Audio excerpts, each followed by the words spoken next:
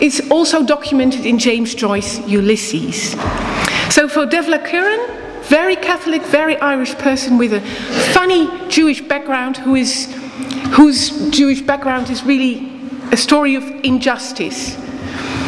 This is maybe the most typically Jewish story of the six we described. Zoe Wanamaker, family of tracing the family line, which she partly knew. She finds out that her parents are famous, her grandparents and the family are famous socialists. Her father was an American actor, Sam Wanamaker, who had to leave the United States during the McCarthy persecution of communists. And the picture on the right shows a pogrom, any pogrom, as a kind of a symbol for the fact that her family left Eastern Europe. Many of these people left Eastern Europe in 1905. So 1905, leaving Eastern Europe for America, becoming socialist. The stop in between was Antwerp, where her ancestors became cotton makers, which accounts for the name Wattenmacher, cotton makers. So not really visible anymore. Oh, right, I have to speed up a bit, I think. David Suchet, what you see here is a typically British perpendicular church. David Suchet is an Anglican. His mother's an Anglican, and he's an Anglican. And he was converted to the Anglican Church in 1986.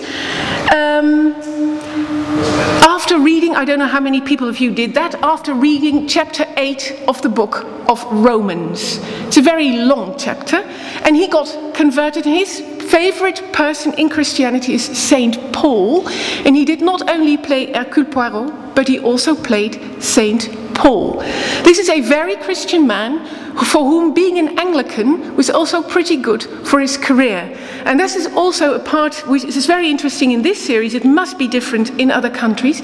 Being Jewish in a British context, you see it in the episode of David Suchet, and you see it particularly in the episode with Nigella Lawson. Being Jewish in a British context is not easy. People are not always happy being Jewish in a British context. He is not particularly happy to discover that his name Suchet comes from Shochet. His family is his great-grandfather, who was called, I think, Sudechovich, was a Shochet in Eastern Europe, in the Pale of Settlements. And he tries to play it down a bit. And I don't know how many people of you noticed that when David Cameron visited Israel, he suddenly was very proud of his Jewish ancestry. I don't know if you came across that. If you go to the website, the Wikipedia site of Elia Levita, the Yiddish author and the Hebrew scholar, you will find that David Cameron is his offspring. If you go to the website, the Wikipedia site of David Cameron, you will not find there that he is offspring of Elia Levita. But when he visited the Knesset, he was the first to say, oh, you know, I'm Jewish. My great-great-great-great-grandfather was a descendant of Elia Levita. In England, it's not always easy. Somebody who really showed this to us is Nigella Lawson. Nigella Lawson, who knew she was Jewish, who was raised in a family that was more or less Jewish, had a class problem because she is upper class or upper middle class, and upper middle class in England is not Jewish. So when she found out that part of her Jewish family came from Amsterdam, you see in the right bottom half, you see the Esnoga synagogue interior, she very much thought that she would be of a Sephardi background, of a Portuguese Jewish lineage, because that was chic. And the way she articulated it was not that the chic of the Sephardim and the bonjordismo of the Sephardim, but she said, oh, I hope I'm of Spanish extraction and have a bit of the ole factor. So she really tried to play down her Jewishness because it was incompatible with her class. The problem was that the Amsterdam archive found out that her family was not Sephardi, but that her great-great-great-great-grandfather was an Ashkenazi criminal who fled to England to fly from being sentenced to a prison sentence. And she took it as a man, but she didn't take it gladly. I think someone, you can hardly see it. It's June Brown, and I just wanted to give her a break from smoking.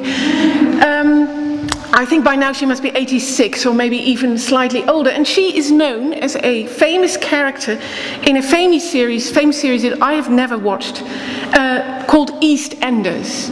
And she's really the embodiment of an East Ender, and she considered herself the embodiment of an East Ender. She's an East End Jewish person. She knows she's East End. She knows she has a Jewish ancestry. She didn't really know very much about that, and she decided, I'm an East End Jew. They went beyond this East End lineage, and they found out, first of all, that one of her ancestors was a very famous bare-knuckle fight boxer, and with family in Amsterdam. So she visited Amsterdam again, and there they found out that this particular family came from Oran in northern Africa. And they can actually trace her ancestry back to 1669, where her great-great-great-great-great-grandparents were put on a boat when the Jews in 1669 were driven out of Oran, in now Algeria, because some governor thought, oh, I have to make a point, let's expel the Jews, that's always good for a career move. So the Jews got expelled, they got on a ship, her family was on it, the first stop was Marseille. People who were particularly rich were allowed to get off in Marseille, and the people who were not particularly rich were allowed to get off in Livorno. So her family got off in Livorno, and Livorno didn't want to keep these people, so they were sent to Amsterdam, where it was a booming city on the one hand, and if you arrived and you didn't have a job, they usually had money to send you to the colonies, which was also a good prospect. The problem is, if you wanted to go to Amsterdam, you had to prove that you were of Sephardi, Spanish, or Portuguese lineage. Oran is northern Africa, and it's not necessarily Sephardi, Spanish, Iberian lineage. The case of her family, it's most likely really hardcore autochthonous northern Africans. The problem was they found her so sweet, they didn't want to tell her. So she thinks her family comes from Spain. And of course, you couldn't really travel with her suitcase to Oran because it was too dangerous, so they took her to Toledo. And they put her in the Transito synagogue in Toledo in a beautiful skirt, and she said some really nice things about being Jewish, like, oh, it's very hard to be Jewish, of Jewish extraction, and not to believe anything because you see both sides of religious wars. Aren't they awful, religious wars? Another thing she said, and that's why we see Ahasverus, the wandering Jew, on the right, is that she feels a very restless person, and that she's pretty sure that this is a tribal collective memory from the Sephardi past. I mean, I'm almost not sounding very nice about her. She was very honest and very sincere about this. So these are the 6 people that we looked at, and 6 Jewish lineages. I took very long, I'm sorry, talking about this. I hadn't planned that, but then, okay. So these people either knew they had a Jewish lineage and suddenly they had to say something about it or show it to the people, and others did not and found out other things about the Jewish lineage.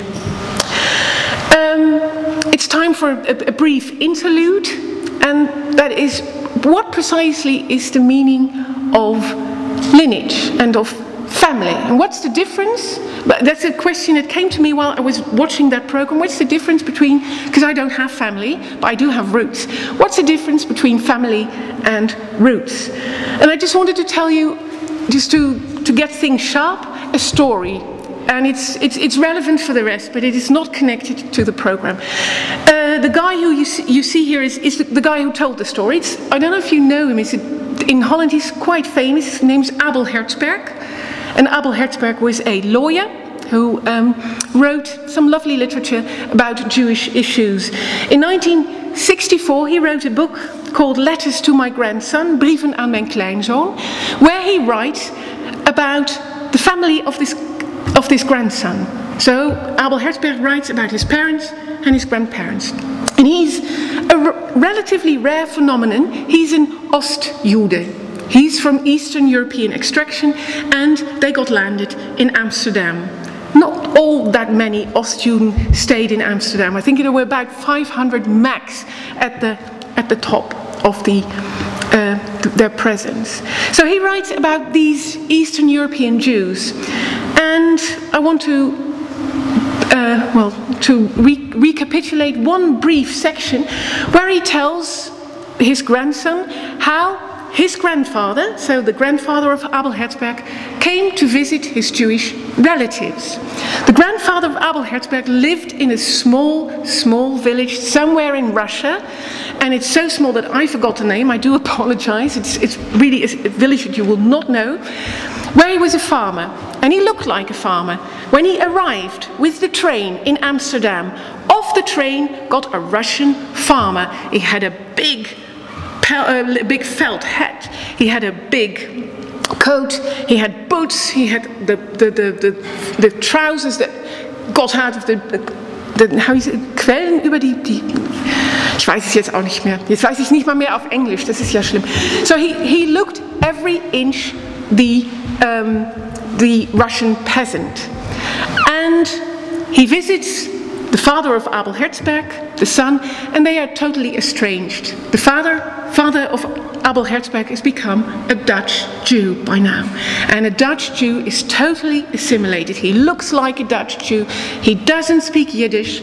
He lives moderately religious. And he's very, very far away internally from Russia. And they embrace, and then they fall silent. They don't know what to say to each other. And, well, the visit lasts and lasts and lasts. And at some point they think, well, we need a memento of this visit, because at some point grandfather will go home again, back to the city of something, and in that city he will die and we won't ever see him again. So we have to take him to the photographer, and they take him to a photographer. But you can't take a Russian peasant to a Dutch photographer. So what they do, they take him to a tailor, and they clothe him like a Dutch person. They give him a suit, and they give him a tie, and they give him a white shirt, and they give him a nice little bowler hat, and they make a nice little Dutch person out of him, and they make a photograph, and that photograph they hang on the wall over on the chimney piece to commemorate grandfather. The goodbye is very, very very sentimental, because people will know they will not see each other again, but again it's wordless. They have nothing in common.